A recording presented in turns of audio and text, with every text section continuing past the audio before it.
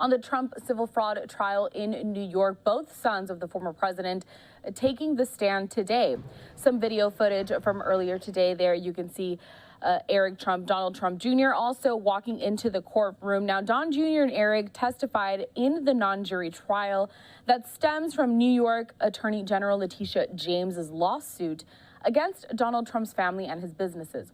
Prosecutors grilled Eric about the Trump Organization's financial statements and emails regarding two properties that the state alleges were intentionally inflated to look better on paper. Donald Trump Jr. wrapped his testimony earlier in the day, claiming if he signed off on financial documents, it was because accountants told him to.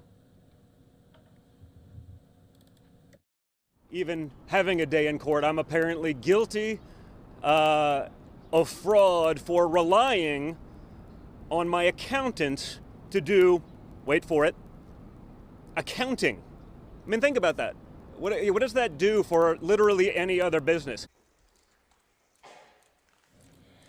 All right, so Donald Jr. finished testifying today. Eric Trump expected to return to the stand tomorrow. I want to bring into the conversation now former federal prosecutor Neama Rahmani.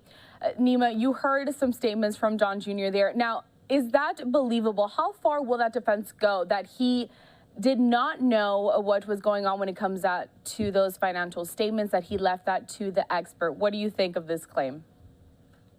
Well, Corral, whether it's believable or not, the question is, does it really help the case? And the problem is, the judge has already ruled that these statements were fraudulent. And unless a defense witness can prove that there wasn't inflation, there wasn't overvaluation, Donald Jr. and Eric pointing the finger at others in the organization doesn't really move the ball. Now, it helps with respect to some of the claims that require intent, but what they need to do with the defense, really what this is all about, is to show the judge that, hey, what we submitted to banks, this wasn't fraudulent at all. Pointing the fingers doesn't get them there.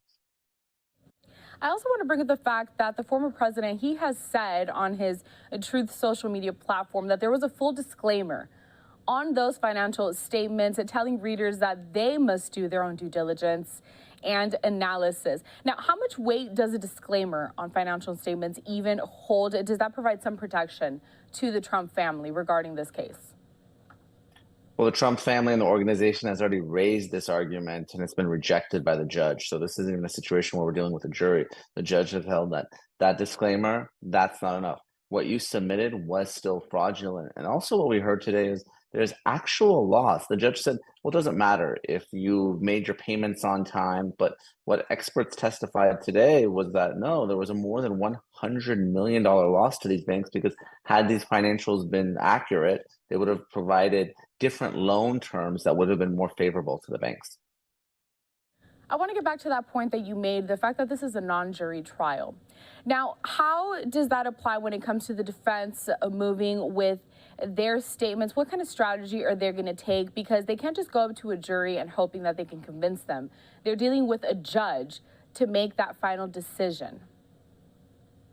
This is a very difficult position for Trump and his organization to be in. The judge has already granted partial summary judgment on certain claims, saying that they're fraudulent. So it's not a question of liability, who's at fault, but really what the damages are. Now, there still are some claims that have to be determined, some of the fraud and conspiracy claims, but this is a bad situation where the finder of fact has clearly found against you, has fined you, essentially held you in contempt, issued a $5,000 fine and a $10,000 fine. I mean, it's clear from his statements from the bench that he is going to issue some sort of judgment against the former president. I don't know if it's going to be in the millions, tens, or potentially even hundreds of millions of dollars, but things are not looking good for the defense here. I want to get to some of the developments that were made last week. We know that Trump's former attorney, Michael Cohen, also testifying when he took the stand, he had said that the president didn't specifically direct him to inflate assets. Now, of course, Trump's defense wanting the judge to rule on a verdict that day and toss out this entire case. Now, does this hurt the case of the prosecution to effectively convict Trump of wrongdoing, knowing that right now no one has taken the stand to directly link Trump to all of these allegations? Well, again, this is a civil case, not criminal. So there's some of the claims that really don't require intent. The organization is liable for fraud committed on its behalf, regardless of who did it. But there are some that do require intent. And what Cohen said was, look, you got to understand, you're dealing with a convicted felon. So if you're the Attorney General's office, even though this is a civil case, you're used to dealing with people like this all the time as cooperating witnesses. So someone that has admittedly lied before is going to get beat up a little bit on cross-examination. That being said, Donald Trump doesn't have to say the specific words, hey, accountant, commit a fraud, as long as he is giving some sort of direction and it's clear that folks are acting on his behalf, that's enough. Most criminals, and I'm not saying Donald Trump is a criminal, but most criminals aren't stupid enough to specifically ask someone to commit a crime. I mean, that's a good point that you made right there. I guess that could be something to take into consideration. Of course, no one's going to directly try to link themselves if they committed a crime. So now earlier today, the court denied Ivanka Trump's request to delay her testifying in this case. She's going to take the stand next week. And we know that the former president going to take the stand again on Monday following the weekend. Thoughts on what we can expect? What does the court expect to get out of Ivanka Trump? What may the former president also say?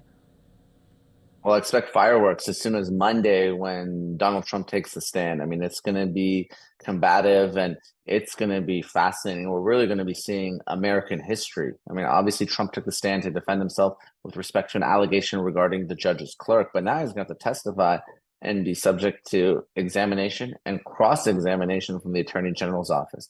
Ivanka, of course, wanted to stay out of this case, was successfully able to get her claims dismissed, but she's still a witness in the case, and she tried to argue to both the trial court and the Court of Appeals that she shouldn't have to come all the way from Florida. She has kids, but that was rejected this evening, so she's going to have to show up as well. And then one final point, Neama, that I want to make before I let you go in this conversation. We know that the judge issuing that partial gag order, already fining Trump for the things that he's been saying on his social media platform, and he continues. What is this doing? How is this hurting Trump? Clearly, he doesn't seem too scared about the repercussions coming from him voicing his opinions when it comes to this trial. Well, respectfully, I got to say the judge in this case has been all bark, no bite. I mean, if you're going to issue an order, you got to enforce the order. And I think Trump has crossed the line. And the question is, does he have the intestinal fortitude, the judge, of course, to actually hold Donald Trump in criminal contempt and do something about it? Because $5,000-$10,000 to Donald Trump, I mean, that's walking around money. So, really the order here hasn't really been enforced. And let's see if the judge actually does something about it next week. Neama Rahmani, former federal prosecutor, thank you for coming here at Live Now from Fox, helping us break down the latest developments in this case. Of course, it's going to continue into next week.